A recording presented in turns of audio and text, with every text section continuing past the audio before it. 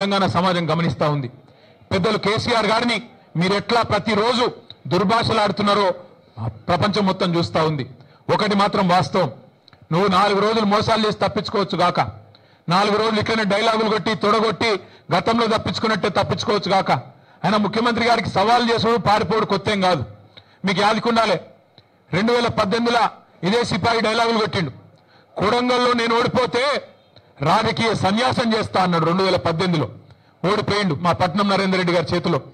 ఓడిపోయిన తెల్లారో మర్నాడో సిగ్గు తప్పి మాట తప్పి మళ్ళీ పార్లమెంట్ ఎన్నికల్లో తగుదునమ్మని మళ్ళా నిలబడ్డాడు. అంతకుముందు కొట్టిండు డైలాగ్ 2015లో జిహెచ్ఎంసీలో గనక టీఆర్ఎస్ సొంతంగా గెలిస్తే నేను రాజకీయ సన్యాసం తీసుకుంటా అన్నాడు. మళ్ళా అప్పుడు కూడా మాట తప్పిండు. ఇవాళ కూడా తొడగొట్టిండు, సవాల్ చేసిండు రైతుల మీద, యువత మీద. ఎప్పుడు వస్తావో రా, కేసీఆర్ వస్తాడా కేటీఆర్ వస్తాడా రండి అన్నాడు.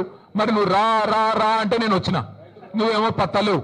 రైతు బంధు మీద చర్చ అన్నావు, అదేవిధంగా రైతు శ్రేయస్సు మీద చర్చ అన్నావు, యువతకు ఇచ్చిన ఉద్యోగాల మీద చర్చ అన్నావు. అన్నిటికీ మేము సిద్ధంగానే ఉన్నాం. రేవంత్ రెడ్డి గారికి మళ్ళొక మాట చెప్తా ఉన్నాను, నువ్వు ముఖ్యమంత్రివి, నేను ఒప్పుకుంటా. నువ్వు నాకంటే ఎక్కువ బిజీగా ఉంటావు, నీకు నాకంటే ఎక్కువ పని ఉంటుంది, నేను ఒప్పుకుంటా.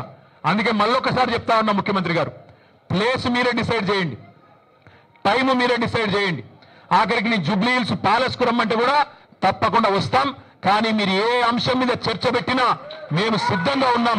కేసీఆర్ తయారు చేసిన గులాబీ దండు, గులాబీ సైనికులం సిద్ధంగా ఉన్నాం. మాట్లాడుతూ ముఖ్యమంత్రి ఆయన మంత్రులు కొత్త పదం నేర్చుకున్నారు. మేము కేసీఆర్ను రమ్మన్నాం. అరే నీకు నేను ఒకటే అడుగుతున్నా ముఖ్యమంత్రి, మా పిల్లలు సోషల్ మీడియాలో పోస్టు పెడితేనే గడగడలాడుతున్నావు, నీకు కేసీఆర్ కావన్నా? చిన్న పిల్లలు, కాలేలు చదువుకునే పిల్లలు చిన్న పోస్టులు పెడితే దానికే గడగడలాడుకుంటే వాళ్ళని తీసుకుపోయి జైల్లో పెడుతున్నావు, నీకు కేసీఆర్ కావన్నా? నీ లెవెల్కు మేము చాలు, నీ లెవెల్కు మేము సమాధానం చెప్పే సత్తా కేసీఆర్ తయారు చేసిన ఇంతమంది సైనికులకు మాకు ఎవ్వరితోని, నువ్వు నన్నే కాదు, మా ఎమ్మెల్సీలు, మా ఎమ్మెల్యేలు, మా ఎంపీలు, మా మాజీ ఎమ్మెల్యేలు, మాజీ ఎంపీలు, సీనియర్లు, మా పార్టీలో ఏ నాయకుడైనా నీకు సరిపోతాడు నిజానికి. కానీ నువ్వు ముచ్చట పడుతున్నావు, పేరు తీసుకున్నావని నేను వచ్చినా, మళ్ళా నువ్వు ఎప్పుడు పిలిచినా వస్తా.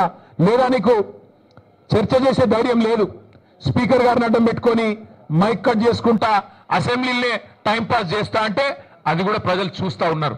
నీకు నిజంగానే నిజాయితీ ఉంటే, నిబద్ధత ఉంటే చర్చకు రా, లేకపోతే ముక్కు నేలకు గీసి కేసీఆర్ కు క్షమాపణ చెప్పు.